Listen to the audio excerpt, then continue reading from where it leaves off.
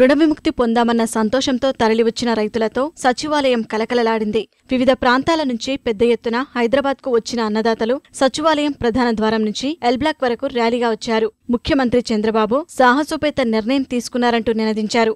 వెంటనే L block 8వ అంతస్తు నుంచి స్వయంగా కిందకు వచ్చిన చంద్రబాబు రైతులతో ముచ్చటించారు. ఆప్యాయంగా పలకరించి వారిని ఉద్దేశించి మాట్లాడారు. పాదయాత్ర చేసినప్పుడు రైతన్నల కష్టాలు స్వయంగా తెలుసుకున్నారని, అందుకే పదవీ ప్రమాణం చేశాక రుణ విముక్తిపైనే తొలి సంతకం చేశారని వెల్లడించారు. ఆ హామీని అమలు చేస్తున్నందుకు గర్వంగా ఉందన్నారు. ఆ రోజు మన నాయకుడు ఎన్టీ రామారావు గారు ఉన్నప్పుడు నేషనల్ ఫ్రంట్ గవర్నమెంట్ ఉంది, దేవీలాల్ ఉప ప్రధానమంత్రిగా ఉన్నాడు, రైతుకు 10,000 రూపాయలు ఇచ్చారు. మొన్న కాంగ్రెస్ గవర్నమెంట్ లో 2009లో మేము పోరాడాము యూఎన్పీఏ తరఫున. ఎన్నికల ముందు ఆ రోజు రుణమాఫీ అని ఆ రోజు కొంత డబ్బులు రుణమాఫీ చేశారు.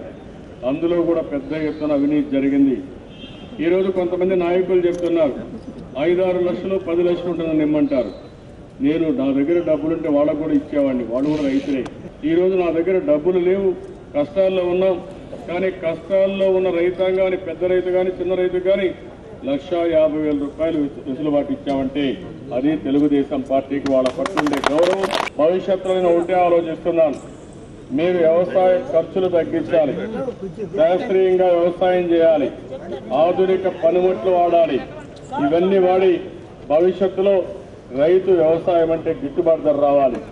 ఎక్కడికక్కడ వ్యవసాయ పరిశ్రమలు పెట్టిస్తాను.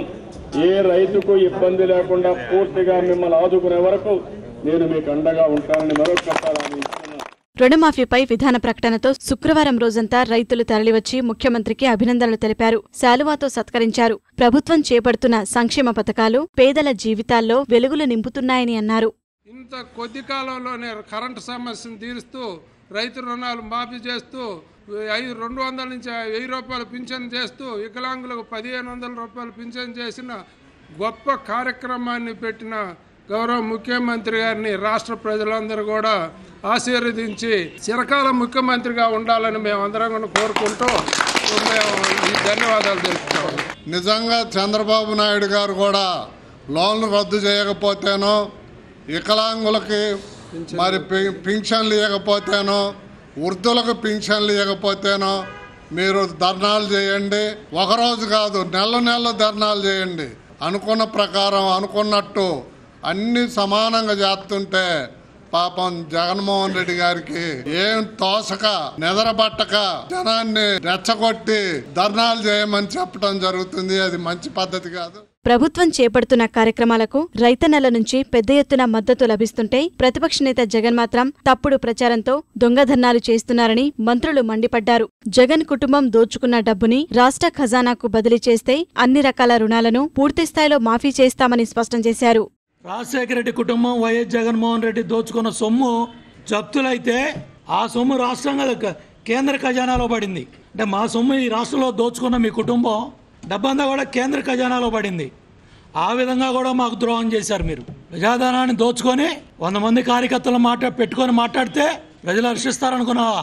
వ్యాన్పిక్ భూముల గురించి చెప్పు, లేపాక్షి భూముల గురించి చెప్పు, లేదా వెరైటీస్ కుంభకోణం గురించి చెప్పు, ఎర్రచందనం నీ స్నేహితుడు గంగిరెడ్డి గురించి చెప్పు. దేని గురించి మాట్లాడే నైతిక అర్హత ఉందా నీకు? ఒకటే ఈ వేదిక ద్వారా జగన్మోహన్ అడుగుతున్నాం. ఎన్నో ఇబ్బందులు వచ్చాయి రాష్ట్రం విడిపోయిన తర్వాత. పోలవరం ప్రాజెక్టు వివాదం జరిగింది, తెలంగాణ లొల్లి పెట్టారు. కనీసం ప్రతిపక్ష నాయకునిగా నువ్వు కనీసం ఒక పెదవి విప్పలేదు. 370 స్థానికత స్కాలర్షిప్లు 40-50 లక్షల మంది పేద విద్యార్థులు ఇబ్బంది పడతా అంటే కనీసం తగదు, ఇది అన్యాయము, మా వాళ్ళకి ఇవ్వాలని అడిగిన పాపాలు పోలా. కాబట్టి ఈ విధంగా చూసినా కూడా నీకు పేద విద్యార్థుల పట్ల కూడా ఏమాత్రము చిత్తశుద్ధి లేదు, ఆసక్తి లేదు, వాళ్ళకి సాయం చేయాల తపన లేదు. తమకు రేషన్ కార్డులు లేవనే విషయాన్ని కొందరు రైతులు ముఖ్యమంత్రి దృష్టికి తీసుకెళ్లగా సమస్య పరిష్కారానికి అన్ని చర్యలు తీసుకుంటామని హామీ ఇచ్చారు.